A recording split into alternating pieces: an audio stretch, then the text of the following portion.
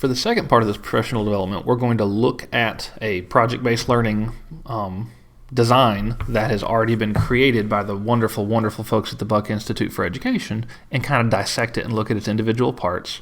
As one of the requirements for this professional development, you're going to be creating your own using a template that is based off of this template. So if you ever have any questions when you were filling out that template, this would be a good place to come back and kind of get some inspiration.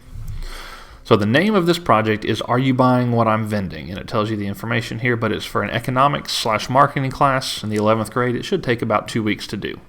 It also includes some English content.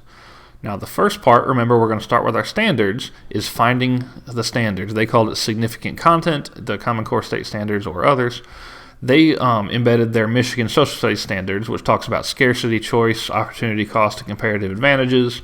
And they used other ones, prices in the market, analyze how prices send signals and provide incentives to buyers. They talked about prices, supply and demand. They talked about public policy in the market. They talked about a bunch of different standards. So they pulled their standards, not just from the Michigan Social Studies, but also from the National Business Education Standard. So if you have multiple sets of standards you want to pull from, that's perfectly fine. The second part was they talked about the 21st century competencies. In other words, these are your 21st century skills: collaboration, communication, critical thinking, and creativity.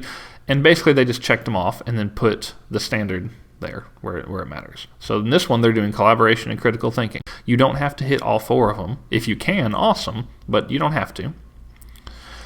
Then they summarized the project. They talked about, given new federal laws outlining smart snacks in schools, students need to reinvent the vending machines in order to make a profit to help support student extras, such as field trips, dances, student events. Students will identify products that qualify under the new law, survey the student body for possible demand, analyze price points, contact vendors, and pitch the top 5 products they believe will post the most profit. Now, this is very authentic. This is very, very, very real world. They're working within the constraints of the new federal laws. They're going to identify some products which will require significant amounts of research. They're going to survey the student body for possible demand. So they're going to create surveys. They're going to actually go out and give the surveys to their peers. They're going to analyze the price points. They're actually going to contact the vendors. And they're going to get costs analysis. They're going to find all these things. And then they're going to present this stuff. They're going to pitch their top 5 products. So this is very, very authentic. And just imagine the high-level blooms in here.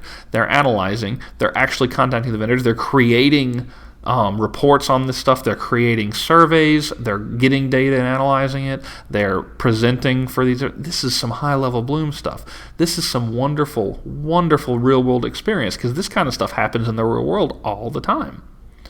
So you have the driving question: how can we maximize profit in our vending machines while complying with the new Smart Snacks law? Now, notice, this is not about providing the best snacks for students. This is not about providing the most healthy snacks. This is about maximizing profit while complying with the new Smart Snacks law. So they're focusing on sales. Remember, this is economics and marketing. This is not health. But does health come into it? Absolutely. The entry event. This is basically your hook. This is what you're going to do to get your students interested in it. Students will watch portions of video from Super Size Me and Jamie Oliver's Food Revolution. Now, I don't know if you've seen this or not, but Super Size Me is that video about the guy who ate McDonald's every single day for, I forget how long it was, a year, I think, and how large it made him and how unhealthy he became because of the fast food. Also, the food services director will address students with their challenge and help them understand the new law. So already he's bringing in an expert, the food service director. So he had to contact the food service director, figure out some scheduling time for them to get together and for the director to come and talk to the students. But then also that director, who is an expert in not only food services but also this new law, would be much better equipped to help the students understand the law than the teacher would. So the teacher brought in an expert.